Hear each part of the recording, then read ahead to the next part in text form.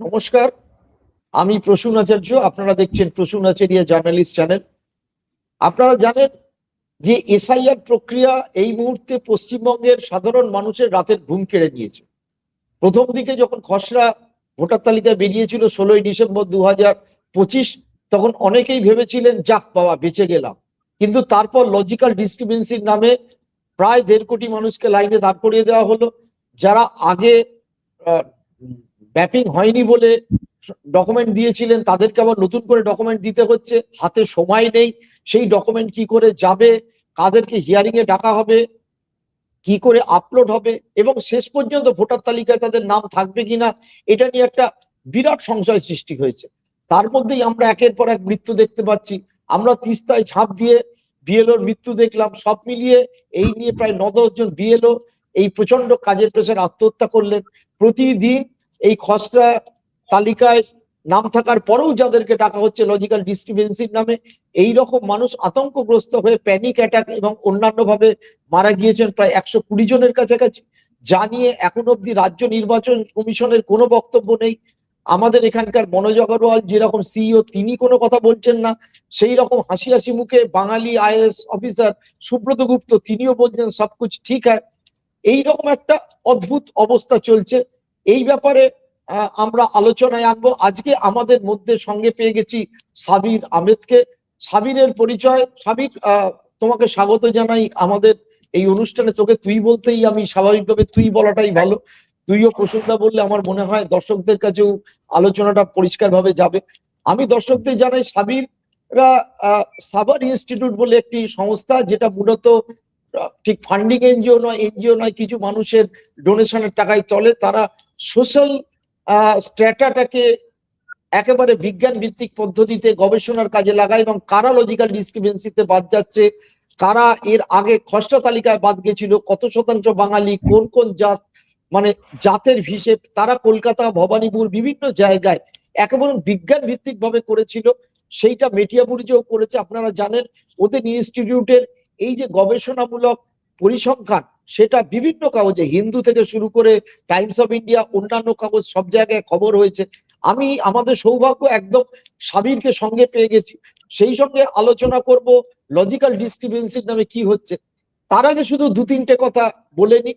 গোটা দেশে এই একদিকে যেরকম 12টি রাজ্যে এই এসআইআর করা হচ্ছে, সেরকম গোটা দেশে দেখতে পাচ্ছি একটা মুসলিম বিরোধী এবং তাদেরকে একেবারে ওই নাৎসি জার্মানির মতো কর্নার করে দেওয়ার প্রক্রিয়া শুরু হয়েছে। উত্তরকাশীতে আমরা দেখলাম একটা নিজস্ব জমি কেনা হয়েছে।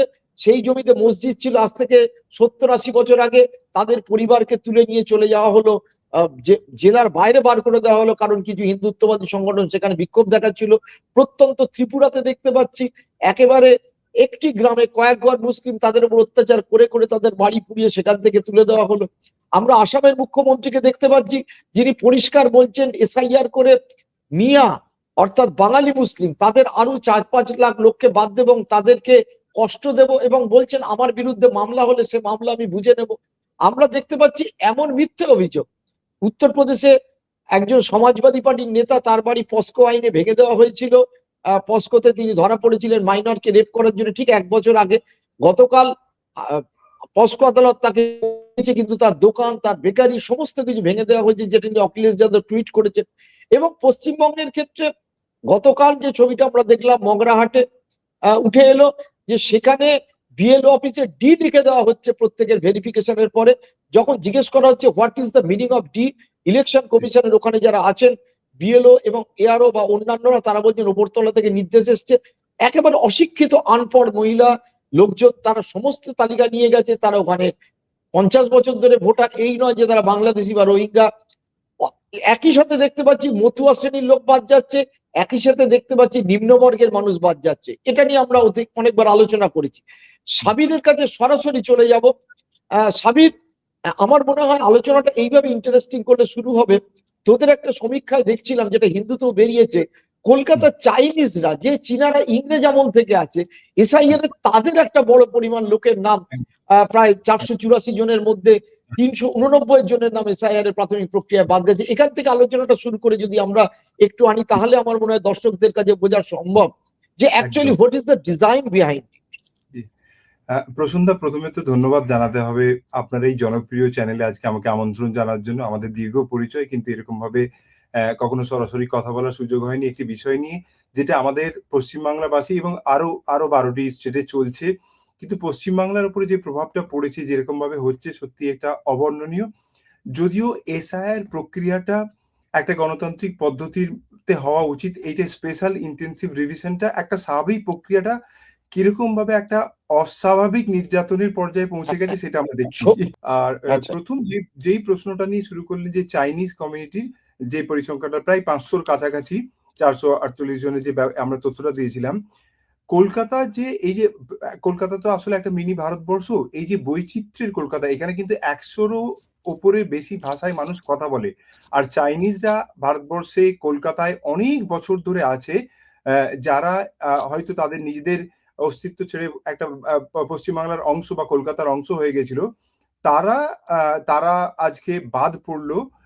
তাদের এখানে তাদের জন্ম, তারা বেড়ে উঠেছে, লেখাপড়া, আমাদের শিল্প সংস্কৃতিতে, বিশেষ করে খাবার দাবার, ট্যানারি এবং বিভিন্ন ক্ষেত্রে, অর্থনৈতিক ক্ষেত্রে তাদের অবদানের সত্ত্বেও তাদের নাম বাদ পড়লো।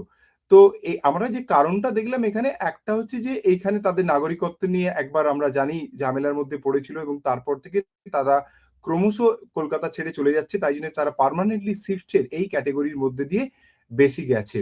তো এইটা আমরা এরকম যেমন দেখেছি, আজকে আমরা ট্রান্সজেন্ডারদের নিয়েও বলুন, দেখছি যে যারা প্রান্তিক মানুষ, বলছি, তাদের সবচেয়ে বেশি অসুবিধার মধ্যে পড়েছে। আমরা যখন লজিক্যাল ডিসক্রিপেন্সি নিয়ে কথা বলবো, তখন আরো ভালো করে এটা দেখব। কিন্তু এটা সত্যি অবাক লাগছে যে এই শহরে জন্ম, এই শহরে তারা বেড়ে উঠেছে, এবং তাদেরকে আজকে ঠিক আছে। এই এসআইআর এর ফলে তাদেরকে বাদ দিয়ে দেওয়া হয়েছে। কেন? তারা পর্যাপ্ত কাগজ দেখাতে পারেনি বা দেখানোর সুযোগ নেই বলে বাদ পড়েছে। কিন্তু এই ব্যাপারটার মধ্যে, এই বাদ প্রক্রিয়াটার মধ্যে নাগরিকদের উপরে এত চাপ, ওনাস অফ প্রুভিং, এইটাই প্রথমবার লক্ষ্য করা গেল। আমরা জানি এই পুরো প্রক্রিয়ার মধ্যে একটা ফ্লেক্সিবিলিটি, স্টেট অনেক বেশি অ্যাকোমোডেটিং ছিল। আমরা জানি আমাদের দেশে যখন দেশভাগ হয়েছিল, রেলের টিকিট এত এত কঠোরভাবে চেক করা হতো না, কেন? জানতেন তখন রাষ্ট্র যে অনেক মানুষ বিভিন্ন দিক থেকে আসছে, তাদেরকে অনেকটা ফ্লেক্সিবিলিটি দিতে হবে।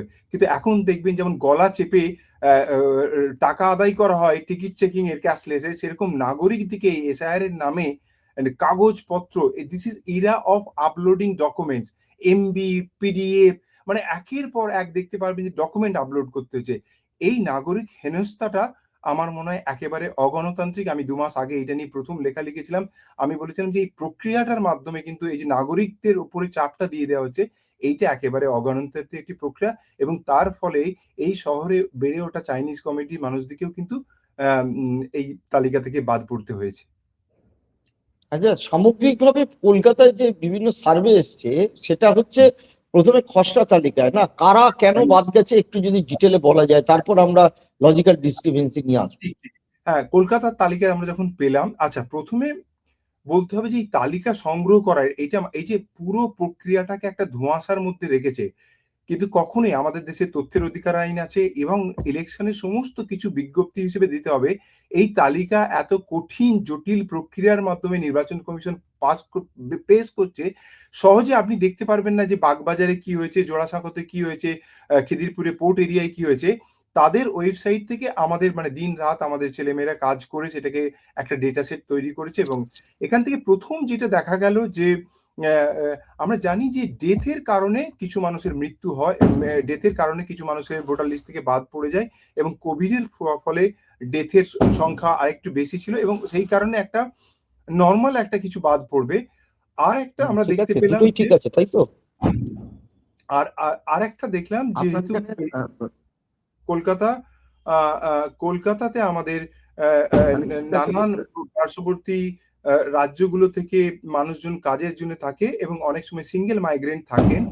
তার ফলে রাজ্যের অন্যান্য জায়গার তুলনায় এখানে কিন্তু ছেলেদের নাম পরে সবচেয়ে ভালো বেশি বোঝা বাদ যাবে নাকি? গিয়েছিল। হুম, সবচেয়ে বাদ গিয়েছিল। আরেকটি সবচেয়ে বড় অভিযোগ, যেটা প্রসূনদা বলেছিলেন যে শুরু করেছিলেন কথার সময়, যে এই এসআইআর হবার আগের কয়েক মাস ধরে বলা হয়েছিল যে যে কোটি কোটি মুসলমান এবং রোহিঙ্গাদের বার করে দেওয়া হবে, প্রাথমিকভাবে একটিও রোহিঙ্গা বা বাংলাদেশি কাউকে খুঁজে বার করতে পারেনি নির্বাচন কমিশন। এটা একটা বড় মিথ্যাচার পলিটিক্যাল ন্যারেটিভ, যেটা এই তথ্যের মাধ্যমে আমরা দেখাতে পেরেছিলাম। এমনকি আপনারা অবাক হবেন যে পোর্ট এরিয়া, যেখানে আপাততভাবে অর্থাৎ খিদিরপুর, মোমিনপুর এই অঞ্চলগুলোতে আপাততভাবে মুসলমান বেশি থাকে, এখানেও কিন্তু প্রথম যখন লিস্ট বেরিয়েছিল সেখানে অমুসলমানদের ক্ষেত্রে নাম বেশি বেরিয়েছিল, কেননা তারা কাগজপত্র বা ফর্ম জমা দিতে পেরেছিলেন। এখানে উল্লেখযোগ্য যে ফাইন্ডিংস ছিল যে এই অঞ্চলগুলো বহু বছর ধরে সিঙ্গেল মাইগ্রেন্ট থাকে, তার ফলে মেল মাইগ্রেন্ট অর্থাৎ যারা বিহারের বাসিন্দা তারা বিহারেই নিজেদের ভোট রাখতে চেয়েছেন বা উড়িষ্যায় রাখতে চেয়েছেন। এর ফলে এই অঞ্চলগুলো থেকে জোড়াসাঁকো পোর্ট থেকে সবচেয়ে বেশি সিঙ্গেল মেল মাইগ্রেন্ট আমরা দেখতে পেয়েছি বাদ গেছে। তারপরে আমরা তাদের টাইটেল গুলো অ্যানালিসিস করার চেষ্টা করেছিলাম।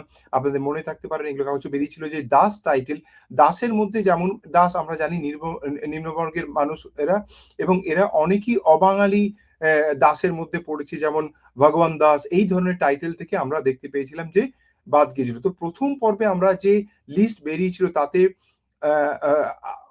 সবচেয়ে উল্লেখযোগ্য যে গুরুত্বপূর্ণ যে রোহিঙ্গা বা মুসলমানদের নাম কম বাদ পড়েনি, যেখানে মুসলমান বেশি সেখানে ম্যাপ পপুলেশন বেশি ছিল। এবং প্রসন্ত আমি এটা বলতে চাই এখানে এর মাধ্যমে, তখনই নির্বাচন কমিশন যেহেতু রাজনৈতিকভাবে খুবই মোটিভেটেড, এই যে লজিক্যাল ডিসক্রিপেন্সি যে খেলাটা নতুন ভাবে শুরু হলো, এইখানে আমি বলবো যে যখন প্রথম লিস্টে বাদ দেওয়াতে বা কোনো ট্রাবল তৈরি করতে পারেনি, আমার মনে আছে ডোমকল সুজাপুরে সবচেয়ে আনম্যাপ পপুলেশন বেশি, ম্যাপ পপুলেশন বেশি, আর আনম্যাপ হচ্ছে মতুয়া বেল্টে। যখন এইখানে এই প্রান্তিক জনগোষ্ঠীর মানুষ অর্থাৎ মুসলমানদিকে খুব একটা হেনস্থার মধ্যে ফেলা যাচ্ছে না, তখনই আমরা দেখলাম যে লজিক্যাল ডিসক্রিপেন্সির নামে এই অবস্থা তৈরি হলো। আর এইখানে আমরা দেখলাম যে আমি এটা নির্বাচন কমিশনকেও যে দেখেছি, নির্বাচন কমিশনে কয়েকজন আইএস আছেন এবং কয়েকজন ডেপুটেশনে আছেন, এবং এই কথা সত্যি নিশ্চয়ই কোনো থার্ড এজেন্সি দিয়ে কাজ করানো হচ্ছে যারা পশ্চিমবাংলাবাসী নয়। সেই জন্য এআই এর ব্যবহার করার ফলে সন্তু দাস কিরমভাবে সবজি দাস হয়ে যাচ্ছে এবং হাস্যকর সব নাম তৈরি হচ্ছে। ভাবা যায় না বাঙালি নামকে নিয়ে এরকম ভাবে ছেলে খেলা করার অধিকার নির্বাচন কমিশন কিরকম ভাবে পেয়েছে। এই কৃত্রিম বুদ্ধিমত্তার যে অপব্যবহার করে আজকে এই মানে লক্ষ লক্ষ লোককে হেনস্থার শিকার হচ্ছে, আমার মনে হয় তার সত্ত্বেও আমরা কেন বাঙালি বুদ্ধিজীবীরা, বাঙালি লেখকরা এখনো রাস্তায় নামছে না, আমার সেটা মাঝে মাঝে, কেননা তারা অনেকেই ভেবেছিলেন যে এর ফলে হয়তো মুসলমানদের খানিকটা হেনস্থা হবে, আমাদের নয়। এখন কিন্তু আর কেউ বাদ পড়েনি, এখন সব ধর্মের মতুয়াদের কথা তো আমি বললাম, সবচেয়ে বেশি আনম্যাপ পপুলেশন আমরা কিন্তু মতুয়া বেল্টেই পেয়েছি। আচ্ছা, আমি তখন পুরো পরিচয়টা দিইনি সাবিরের সাথে দর্শক বন্ধুরা আমার আপনাদের পরিচয় আজকে করালাম। সাবিরের সাথে আমার পরিচয় কিছুটা হলো 3 দশকের, এবং সাবির বিভিন্ন সময় বিভিন্ন এনজিওতে বিভিন্ন এই ধরনের গবেষণামূলক জায়গায় কাজ করেছেন, এবং সবচেয়ে বড় কথা আরটিআই অ্যাক্টিভিস্ট হিসেবে কাজ করেছেন, এবং অমর্ত্য সেনের প্রতিটি ট্রাস্টে সে এখনো যুক্ত। তো সাবিরের এই যে আপনারা পলিটিক্যাল কথা নিত্য শুনছেন, মমতা বন্দ্যোপাধ্যায় দিল্লি যাচ্ছেন, সিপিএম বলছে, কিন্তু আমরা বোঝার চেষ্টা করছি দর্শকদের কাছে actually what is the logic behind this for the logical discrepancy. কারণ প্রথম দফায় সাবির একটু ভবানীপুর কেন্দ্র, যেহেতু তোরা এটাকে সমীক্ষা করেছিস এবং মমতা বন্দ্যোপাধ্যায় ভবানীপুর নিয়ে গতকাল রাত্রিবেলা অর্থাৎ শুক্রবার মিটিং এ ডেকেছিলেন, সুতরাং ভবানীপুর এর অবস্থা যদি একটুখানি ব্যাখ্যা করিস। না মানে ভবানীপুর আমরা তো যেহেতু এটা বাদ গেছিল যারা, হ্যাঁ মুখ্যমন্ত্রীর কেন্দ্র, এবং এখানে একটা অফকোর্স এটা নজর থাকবে। একটা বড় সংখ্যক, মানে আমি পরিসংখ্যানটা একটু দেখি বলি, কেননা এগুলো খুব সেন্সিটিভ। হ্যাঁ দেখেই অবশ্যই দেখতে হবে, এইটা দেখেই বলতে হবে। এবং ভবানীপুরের ক্ষেত্রে পোর্ট অঞ্চল যেমন কলকাতা সারা পশ্চিমবাংলার মধ্যে আমরা দেখতে পেয়েছি যে জোড়াসাঁকোতে সবচেয়ে বেশি বাদ গেছে, তারপরে ভবানীপুর এবং পোর্ট অঞ্চলে পড়েছে। আমি এই পরিসংখ্যানগুলো একটু দেখেই বলতে চাই যাতে আপনাদের কোন রকম কনফিউশন না হয়। ভবানীপুর কেন্দ্রে আমি আমরা গ্রাফিক্সটা একটু দেখিয়েছি আগে, কিন্তু মুখে বলাটা খুব জরুরি। হ্যাঁ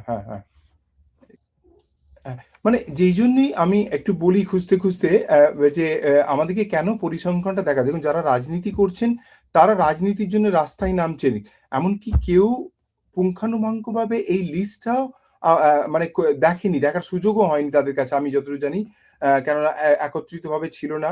তো আমরা সেই জন্যই ভাবলাম যে এইটাকে আমরা পুঙ্খানুপুঙ্খভাবে দেখে যদি মানুষের সামনে তুলে ধরি, তাহলে কিন্তু এইটা অনেক বেশি কার্যকর হবে এবং এইটা অ্যানালিসিস করতে আরো সুবিধা হবে। তো সেরকম আমার কাছে একটা পরিসংখ্যান আছে তোদেরই দেওয়া, যে হ্যাঁ ভবানীপুরে দাস বাদ গেছে 18.61 হ্যাঁ হ্যাঁ শতাংশ, সিংহ 13%, খাতুন 8.41, হ্যাঁ, কলকাতা ঠিক ঠিক বোর্ডে সিংহ 13%, দাস 7%, বাহ, খাতুন ঠিক 8.41। ঠিক এবং ঠিক এইটা আবার মেটিয়াবুরুজে দেখা যাচ্ছে, আমি যে পরিসংখ্যান কালকে ছিল, হ্যাঁ আমি কালকেরটা বলুন। দর্শক বন্ধুদেরকে বলি, মেটিয়াবুরুজে এই লজিক্যাল ডিসক্রিপেন্সি, এবং এইটা তখন এই ব্যাপারে আসবো, লজিক্যাল ডিসক্রিপেন্সি এবং ওই প্রথম দফায় যখন বেরোলো আনম্যাপড ইত্যাদি, সেইটা লজিক্যাল হ্যাঁ হিন্দু মুসলিমদের পার্থক্যটা এইখান থেকেই আমরা মনে হয় এসআইআর এ প্রবেশ করাটা ভালো হবে।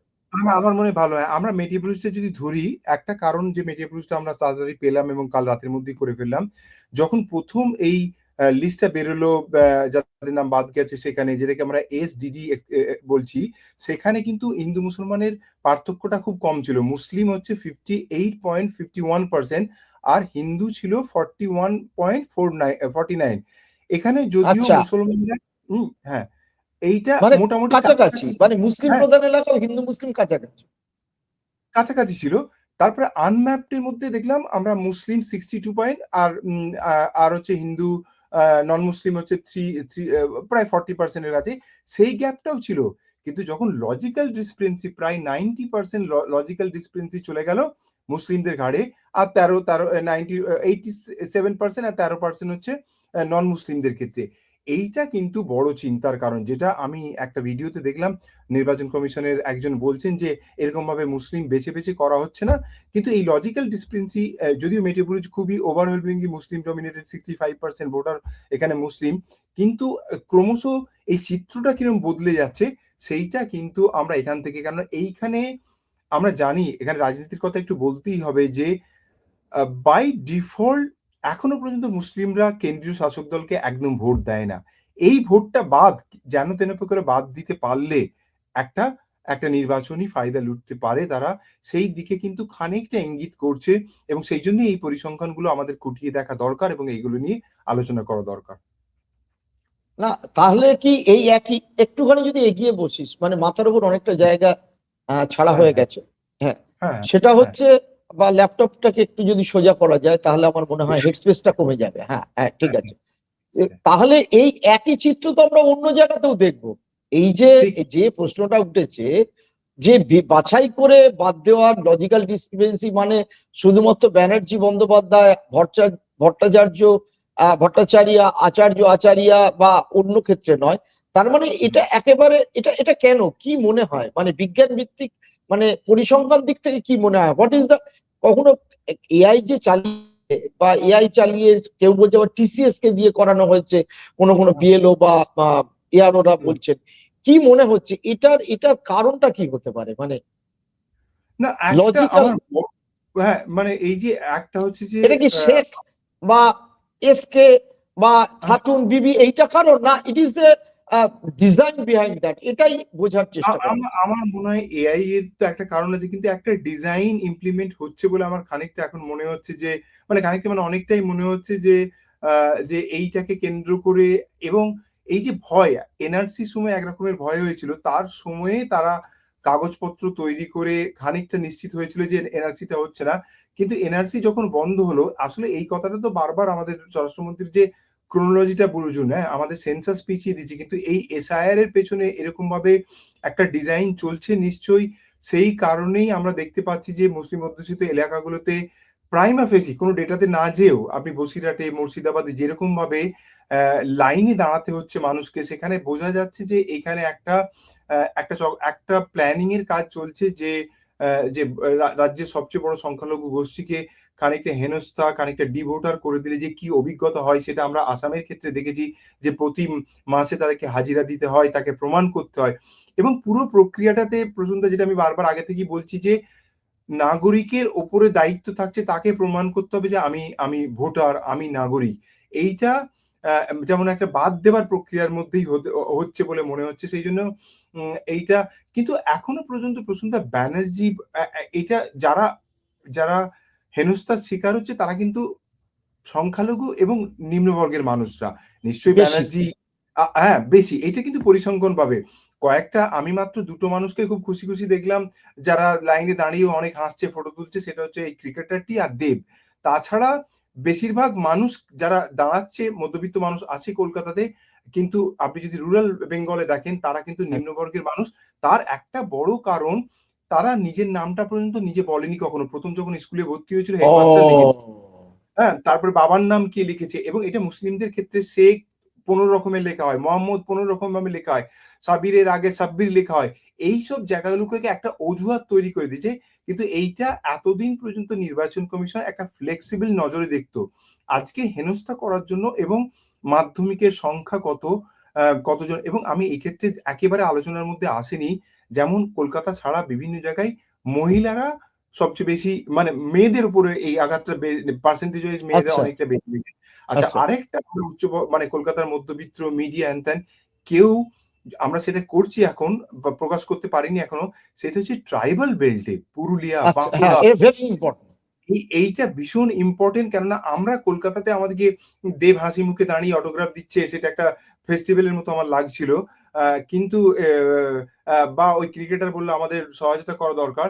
কিন্তু ট্রাইবাল মেয়েদের যাদের বেসিক সার্টিফিকেট অর্থাৎ কাস্ট সার্টিফিকেট, জমির দলিল বলুন বা এসটিদের মধ্যে কতজনের মাধ্যমিকের অ্যাডমিট আমরা মাধ্যমিকের অ্যাডমিট কার্ডকে অস্বীকার করলো তখন অবাক প্রতিবাদ করলাম।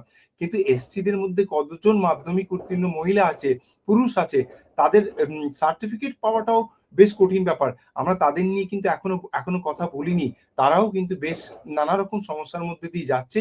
আমরা পরিসংখ্যানে সেগুলো তুলে ধরবো পরপর। আমরা প্রাইমারি দেখতে পাচ্ছি যে পুরুলিয়ার কিছু অঞ্চলে বেশ সমস্যার মধ্যে পড়ে আছে আনম্যাপড অনেকটাই কোচবিহারের দিকে যারা মূলত একটা টাইমে কেন্দ্রীয় শাসক দলের ভোটার তারাও কিন্তু এই এসআইআর এর ফলে তারাও ভুক্তভোগী। না, আমি একটা পরিসংখ্যান প্রাইমারিলি যেটা পেয়েছি পলিটিক্যাল এবং অন্যান্য সোর্সে, সেটা হচ্ছে সবচেয়ে বেশি লজিক্যাল ডিসক্রিপেন্সি হচ্ছে মালদা মুর্শিদাবাদ জেলায়। It is between 35% to 40%, 45%। কিছু কিছু বিধানসভা কেন্দ্রে গো আপ টু 60%, 70%। এবং উত্তর দিনাজপুর, এই তিনটে জেলা ধারাদ্দার। এর সাথে বসিরহাট সাব ডিভিশন, পার্টিকুলারলি দক্ষিণ 24 পরগনা, ভাঙড়, মগরাহাট, কুলপি, ক্যানিং, ওদিকে হাওড়ার উলুবেড়িয়া। মানে যদি ওভারঅল ডিজাইনটা দেখা যায় তাহলে এই লজিক্যাল ডিসক্রিপেন্সির যে এআই চালিয়ে করা হোক যা হোক, এর কোথা থেকে কি এলো, কেন তাদের ডি লেখা হচ্ছে, কেন তাদের বাতিল করছে, এইটা নেই। সেকেন্ড থিং হচ্ছে তারা যে কাগজপত্র দিচ্ছে সেটা কি প্রপারলি বিএলও অ্যাপে নথিভুক্ত হয়ে সেটা গ্রহণ হচ্ছে, এইটা আমার জানার দরকার। তোদের কাছে কি রিপোর্ট? একটা এই যে মালদা মুর্শিদাবাদের কথা এইগুলো কিন্তু বা এই যে বসিরহাট টু বা কুলপি এইগুলো কিন্তু সবই সংখ্যালঘু অধ্যুষিত এলাকা। এটাও একটা দেখতে হবে মানে in terms of the percentage. যে কাগজগুলো তারা দিচ্ছে সেগুলো কি আদৌ অ্যাপের কোন সাইট আছে সেখান থেকে কি আদৌ ভরা যাচ্ছে? না, অ্যাপ থেকে আপলোড করা যাচ্ছে। কিন্তু এখন এইটা আরেকটা যেমন সবচেয়ে বেশি গ্রহণযোগ্য যেই ডকুমেন্টের কথা বলছে সেটা হচ্ছে পাসপোর্ট। তো হ্যাঁ, এই মানুষগুলোর মধ্যে কত শতাংশ মানুষের পাসপোর্ট আছে? এইটা একটা বড় প্রশ্ন, ১ম প্রশ্ন। আচ্ছা, দ্বিতীয় হচ্ছে যে আমরা পরে অ্যাডমিটের কথা বললাম। আমি এখনো জানি যে আমরা যদি ২০১১ সালের কত পার্সেন্ট লোক মাধ্যমিক দিয়েছিল এইসব ক্ষেত্রে, মাধ্যমিকের অ্যাডমিটও কিন্তু ওই পুরনো যারা ভোটার তাদের কিন্তু অনেকেরই নেই। তো এই দিক থেকে তারা আপলোড করছে মানে করা যাচ্ছে এই বিএলও অ্যাপ দিয়ে। কিন্তু সমস্ত বিএলওদের সাথে যে কথাগুলো আমরা বলে দেখেছি এইটা একেবারেই মানে খুব ফ্রেন্ডলি একটা অ্যাপ নয়। অনেক সময় রিজেকশনও আসছে সেরকম ধরনের আছে আলাদাভাবে যোগাযোগ মানে তারা কথা বলছে এবং এর ফলে যেটা হচ্ছে তাদের একটা নিশ্চয়ই মানে কোন রকমের গ্যারান্টি পাচ্ছে না। একমাত্র পাসপোর্টের ক্ষেত্রে তারা বলছে যে একটা গ্যারান্টি আছে কেন পাসপোর্ট একটা কঠিন প্রক্রিয়ার মধ্যে পায়। কিন্তু অন্য ডকুমেন্টের গুলোর ক্ষেত্রে সেখানেও নামের গন্ডগোল এইসব রয়েছে এবং আপলোড করা যাচ্ছে সেটা যাচ্ছে না এমন নয় কিন্তু আপলোড করা যাচ্ছে। কিন্তু ফাইনাল লিস্টে কি হবে সেটা নিয়ে এখন তারা চিন্তায় আছে। এটা নিয়ে তোরা তো সামাজিক প্রেক্ষাপট বিচার করিস, আনরেস্ট, সোশ্যাল। তার মানে একটা হচ্ছে গরিব মানুষ, একটা দলিত, মুসলমান, শিডিউল কাস্ট, যেটা আমরা বারবার বলছি, সেটা কিন্তু বিজ্ঞান ভিত্তিক পরিসংখ্যানও সে একই জিনিস উঠে আসছে। এটা শুধু মুখের কথা নয়। এক, না, এইবার আমি বলছি যে যে সোশ্যাল আনরেস্টটা তৈরি হচ্ছে সেটাকে কিভাবে দেখা যায়? হ্যাঁ, এই যে এটা এইটা নিয়ে একটা ভয়ঙ্কর, মানে পশ্চিমবঙ্গের রাজনীতিতে এইরকম 2 মাস ধরে সোশ্যাল আনরেস্ট টোটাল হ্যাঁ, স্টেটে আমার অন্তত চোখে পড়েনি। কারণ একদিক থেকে ফর্ম 7 জমা দিয়ে তাদের নন সিটিজেন বাতিল করে। করার জন্য বিজেপি ঝাঁপিয়ে পড়েছে। আমরা দেখলাম হ্যাঁ, সন্দেশখালী গ্রামের পর গ্রাম এক একজন 1000, 1500, 2000 করে লোকের নাম জমা দিচ্ছে নন সিটিজেন, অথচ তারা এখানকারই বাসিন্দা। এই যে সোশ্যাল আনরেস্ট হ্যাঁ। পশ্চিমবঙ্গের যে সোসাইটি, সেই সোসাইটিতে এই আনরেস্টের প্রভাব কিভাবে পরিসংখ্যান প্রাথমিকভাবে মনে হচ্ছে, আমি ডাটা তো এই মুহূর্তে আসবে হ্যাঁ, আমার মনে হয় যে এইটা শুধু মানে জেলাগুলোর কথা বললে হবে না। কলকাতায় বেহালায় না, সামগ্রিক। হ্যাঁ, মানে কলকাতার বেহালায় একটা ছোট্ট মুসলমান পাড়া ছিল। সেখানে সবার নামে ফর্ম 7 জমা পড়ে গেছে এবং জানেও না তারা কেন হয়েছে আরকি।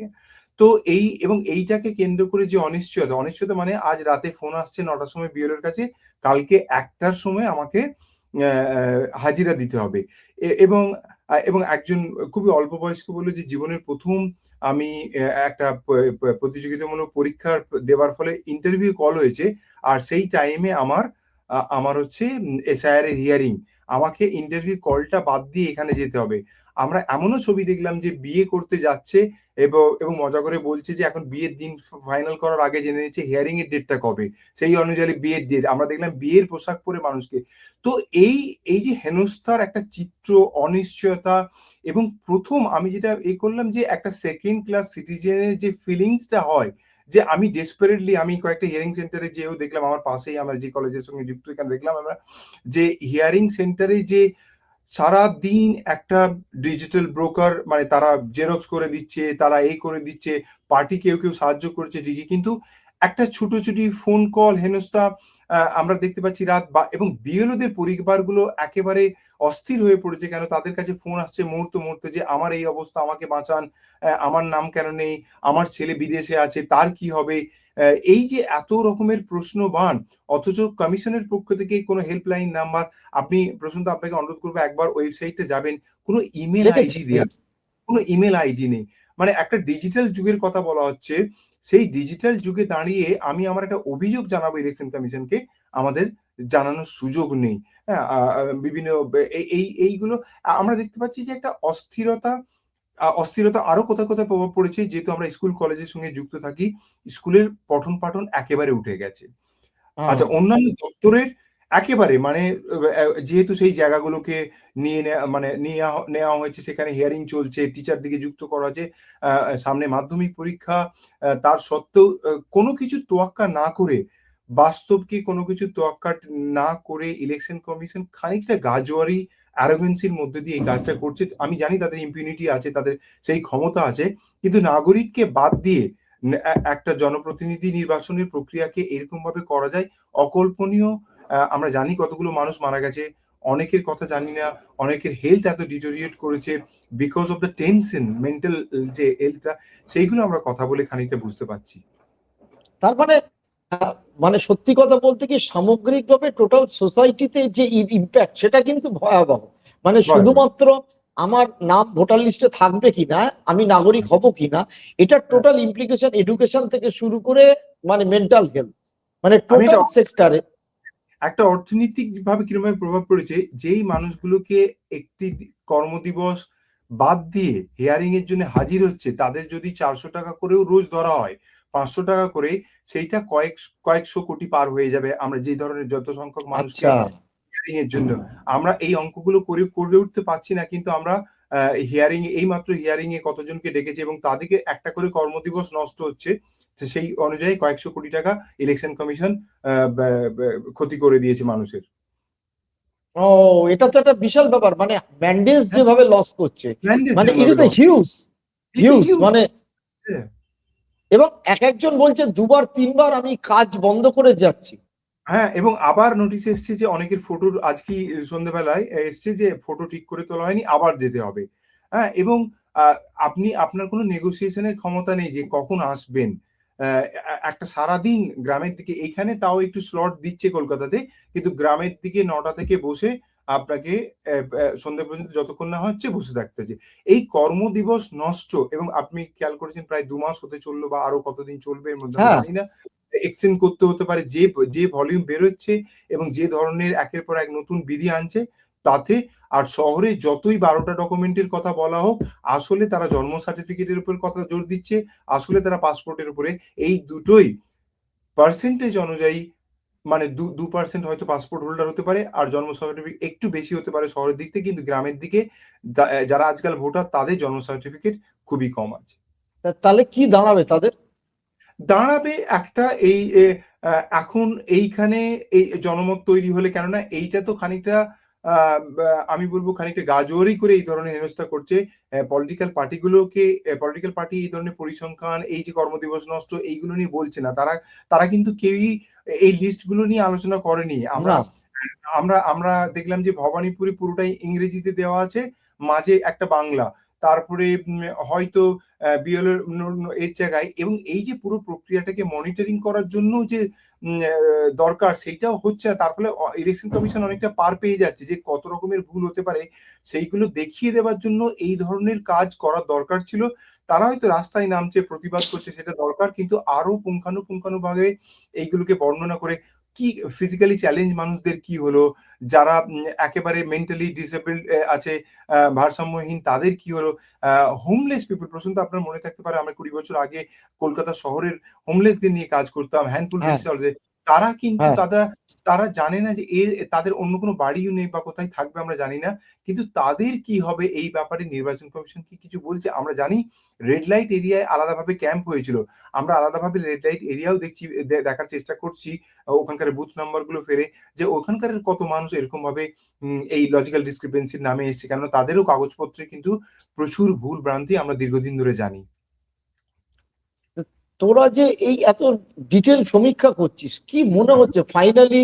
তো আমাকে মানে প্র্যাকটিক্যালি আমি বলছি, তৃণমূলের মন্ত্রী এবং রাজ্য নেতৃত্ব একই কথা জিজ্ঞেস করেছে ব্যক্তিগতভাবে, যে কত লোক বাদ পড়তে পারে। আমি এখানে নাম বলবো না, যারা ইলেকশন কমিশন নিয়ে ডিল করছে। হুম, একই কথা সিপিআইএম এর একেবারে শীর্ষ নেতৃত্ব, যারা ইলেকশন কমিশন নিয়ে ডিল করছেন, তারাও জিজ্ঞেস করেছে। একই কথা যারা কংগ্রেস নেতৃত্ব এখানে যাচ্ছেন, তারাও জিজ্ঞেস করছেন, এক্সেপ্ট বিজেপি। বিজেপি হ্যাঁ, নেতৃত্ব wait and see, wait and watch, এবং তারা কত নাম বাদ দিতে পারবে সেটার দিকে তাকিয়ে আছে। হ্যাঁ, কেউ জানে না যে হ্যাঁ, কত লক্ষের নাম এই লজিক্যাল ডিস্টারবেন্সিতে বাদ যাবে। কিন্তু হ্যাঁ, তোরা যেহেতু সমীক্ষার কাজে যুক্ত করেছিস, আনম্যাপড, তারপরে হুম। প্রাথমিক খসড়া তালিকা, এবং এখন এই লজিক্যাল ডিস্টারবেন্সির নামে কি মনে হচ্ছে যে it can be huge, like 50 lakh, 60 lakh, 40 lakh? কোনো কি অনুমান লাগানো সম্ভব? যেরকম একটা অনুমান লাগানো গেল, এইটা এই আলোচনায় প্রথম উঠে এলো, এই ফার্স্ট টাইম, আমি কোনো কাগজেও দেখিনি, যে হিউজ ম্যান্ডেজ লস এবং আর্থিকভাবে প্রতিদিন কয়েকশো কোটি টাকা করে আর্থিক ক্ষতি হচ্ছে সাধারণ মানুষের, এই হয়রানি, যেটা কোনোদিন সোসাইটি আর ফিরে পাবে না। হ্যাঁ, এবং মান্থস শিক্ষাটা, আফটার ডেজ আফটার ডেজ। যে এডুকেশন পাওয়ার কথা ছিল, এই যে এডুকেশনাল লসটা হচ্ছে, সেটা নিয়েও তো আমাদেরকে সেটাও কথা লস বলতে হবে। হচ্ছে। সেটা সেই আমরা রকম ফাইনালি ডিফারেন্সিয়েট করা হবে কত লক্ষ মানুষকে, কিছু অনুমান লাগানো সম্ভব? এটা সকলেই জানতে ইচ্ছুক, কারণ আর 15-20 দিনের মধ্যে ইট উইল ফাইনালাইজ। 14 তারিখ হবে না, হয়তো 21 তারিখ হবে, হয়তো 1লা মার্চ, বা আমি অলওয়েজ দেখেছি 28শে ফেব্রুয়ারি বা 1লা মার্চের মধ্যে ইলেকশন ডিক্লেয়ার হয়ে যায়, 2 মাস সময় দিয়ে। হ্যাঁ, তো হ্যাঁ, হ্যাঁ। কিছু অনুমান লাগানো সম্ভব? একটা তো আমার মনে হয় ডেট আবার হয়তো এক্সটেন্ড করতে হতে পারে, কেননা যেই ধরনের ভলিউম আছে এবং কোপ আপ করতে পারছে না, একটা এক্সটেন্ড হতে পারে, সেটা একটা। আর দ্বিতীয় হচ্ছে যে এইটার ব্যাপারে কতটা রিজিডিটি দেখাবে ন্যাশনাল পলিটিক্স, কতটা মানে তাদের এজেন্ডার সঙ্গে ফিট করার জন্য, কেননা এইটা ইলেকশন কমিশন, আমি আমি আমি নিশ্চিতভাবেই বলতে পারি এখন খানিকটা গতিবিধি দেখে যে আমাদের দেশের যেই অটোনমাস বডিগুলো কখনো আনকম্প্রোমাইজ হয়নি, তারা তো কম্প্রোমাইজ হয়েছে। এইটা ডিপেন্ড করবে যে মানে কতটা বাদ দিতে চাইছে, সেই ফিগারটাকে ম্যাচ করানোর একটা লক্ষ্য থাকবে। তারপরে সিটিজেনরা কতটা করবে। তো আমার মনে হয় যে ট্রাভেলে যে এই ১ কোটি কত তার মধ্যে নেমে এসছে, অনেকেই হয়ে এসছে। একটা 40% মানুষের একটা ট্রাভেল একটা হবে আরকি, আমার আমার আমার যেটুকু আন্দাজ, কেননা আ মানে ইট ক্যান হ্যাঁ, বি 40%। 40% একটা ট্রাভেল হবে। আ যদি এইগুলোকে ফ্লেক্সিবিলিটি দিয়ে না দেখে, ফ্লেক্সিবিলিটি বলতে এই শেখের এই এত রকমের ভ্যারিয়েশন কে একটাই ধরতে হবে। এই অঙ্কে যদি যায়, তাহলে তারা পার পেয়ে যাবে। কিন্তু যদি এইগুলোকে প্রবলেম বা লজিক্যাল ডিসক্রিপেন্সি, হাস্যকর লজিক্যাল ডিসক্রিপেন্সি বলে এখন ওরা অ্যাডমিট করে, তাহলে 40% মতো আন্দাজ, মানে এটা একটা এস্টিমেট আমরা বলতে পারবো না। আর আমি এটা পরিষ্কারভাবে বলতে চাই, এটা ন্যাশনাল এজেন্ডা কি সেট করে দেবে তার উপরে অনেকটা নির্ভর করে যে আমরা কতটা, কেন বিহারের ক্ষেত্রে এই রিজিডিটি যে আমরা না দেখিনি, আমরা অন্য স্টেটগুলোতে রিজিডিটি দেখতে পাচ্ছি না। বেঙ্গলের ক্ষেত্রে কেন এত ধরনের নতুন নতুন নিয়ম হচ্ছে, এবং এই নিয়মগুলোর পেছনে কোনো আপনি মিনিটস দেখতে পারবেন না। আজকাল ওরা মানে আরটিআই কোনো জবাব দিতে চায় না। কোনো নির্বাচন জবাব কমিশন দিচ্ছে না। না, ইলেকশন কমিশন কি আরটিআই করলে কোনো জবাব দেয়? দেয়, একটা ওই রিজেকশনটা দেয় আর কি, যে আপনার এই কারণে, সেইটা নিয়ে ওদের একটা ভালো ট্রেনিং পেয়েছে নিশ্চয়ই, যে তথ্য না দেবার কি কারণ হতে পারে। যেমন সুপ্রিম কোর্টের অর্ডারের সত্ত্বেও কেন লজিক্যাল ডিসক্রিপেন্সি লিস্ট ওয়েবসাইটে নেই, কোনো উত্তর পাবেন আপনি? যারা ওখানকার মুখপাত্র আছে, আপনি একটু জিজ্ঞাসা করে দেখুন। আচ্ছা, আমাদের লোককে পাঠালাম আমার একটা জায়গায় ইয়ারের কাছে, বললে যে আমরা যেটা করে সবসময়, যে কমপ্লিকেটেড যে হার্ড কপি আছে, আপনি হার্ড কপি এগুলো ফটো তুলে নিন। হার্ড কপি ফটো তুলে নিয়ে এই লক্ষ লক্ষ লোকের অ্যানালিসিস করা যাবে না। এইটা অসম্ভব ব্যাপার। এটা মানুষের কাছে কেন, এবং ওরা পিডিএফ ফরম্যাটে দেয় কমপ্লিকেটেড। এই বছরে খানিকটা সুবিধা করে যে সার্চেবল করে দিয়েছে বলে আমরা এক্সট্রাক্ট করতে পাচ্ছি, এগুলো বলা ঠিক নয়, কিন্তু কিন্তু মানে অ্যানালিসিস করার জন্য জীবনটাকে কঠিন করে দেয়। আর আমরা এতদিন তো আমরা হোয়াটসঅ্যাপে ওদের নোটিফিকেশন গুলো পেতাম, কিন্তু পাবলিকের উদ্দেশ্যে বারবার ক্লিয়ার করে দিয়ে এমন কোন নোটিফিকেশনের কি সিরিজ অফ নোটিফিকেশন আসছে না। খানিকটা নিজেদের মধ্যে ফোনে, এই যে কালকে আবার অবজারভাররা আবার নতুন করে আসছে দলে দলে অবজার্ভ করার জন্য যে ঠিক হচ্ছে কিনা, এবং সেগুলো সব আনঅ্যানাউন্স থাকছে। আমি সেই জন্য বলবো যে এটা ন্যাশনাল এজেন্ডা কতটা ঠিক করে দেবে, যে কতজনকে বাদ দিতে হবে তার উপরেই দাঁড়াবে কতজন মানে। কিন্তু একটা বড় ক্রাইসিস সৃষ্টি হবে যদি এত মানুষ যারা দীর্ঘদিন ধরে এই রাজ্যের বাসিন্দা, ভোট দিয়েছে, তাদের অন্য কোনো জায়গায় নেই, কেবলমাত্র তাদের কাগজপত্রে সামান্য ত্রুটির কারণে এই ধরনের একটা শাস্তি যদি পেতে পায়, তাহলে সেটা খুবই অগণতান্ত্রিক। এবং আমরা আলোচনার একেবারে শেষের দিকে, শেষ প্রশ্ন। আমরা সবসময় সুপ্রিম কোর্টের উপর ভরসা রেখেছি ভারতের নাগরিক হিসেবে, আজও আমরা আদালতে ভরসা রাখি। আলটিমেটলি এসআইআর এর যেভাবে হিয়ারিং হচ্ছে, কলকাতায় যোগেন্দ্র যাদব এসেছিলেন, উনি মামলা করেছিলেন, আমি ওনার কথা শুনে ওনার সাথে ব্যক্তিগতভাবে কথা বলেছিলাম পাশাপাশি বসে। উনি বলেছিলেন যে আমার তো মনে হচ্ছে বিহারের ক্ষেত্রে যে মামলা করেছে, আসছে বছর বিহারে ইলেকশন চলে যাবে, তবুও সুপ্রিম কোর্ট কোনো ফাইনাল নির্দেশ দেবেন। তো এখন এসআইআর নিয়ে যে মামলা হয়েছে পশ্চিমবঙ্গের ব্যাপারে, দোলা সেন এবং ডেরেক ওব্রায়ান করেছেন, অন্যরাও যুক্ত হয়েছেন, পিটিশন এসছে, এসআইআর নিয়ে ওভারঅল মামলা চলছে। এবং তামিলনাড়ুকে ক্ষেত্রেও বলা হয়েছে লজিক্যাল ডিসক্রিপেন্সি কি আছে বলতে হবে। সুপ্রিম কোর্টের ওপর কি আদৌ কোনো ভরসাস্থল? কারণ তোরা যে কাজটা করিস সেটা সামগ্রিকভাবে সোসাইটি, এবং সেক্ষেত্রে কোর্টের একটা বড় ভূমিকা থাকে সব ক্ষেত্রে, সে সংরক্ষণের ব্যাপারে হোক, সুবিধা দেওয়ার ক্ষেত্রে হোক। এই ক্ষেত্রে সাধারণ মানুষ কি কোনো আদালতের দিকে তাকিয়ে কোনো সুরাহা পাবে বলে আদৌ মনে হচ্ছে? আমি আদালতকে সম্পূর্ণ সম্মানে রেখেই প্রশ্নটার উত্তর চাইছি।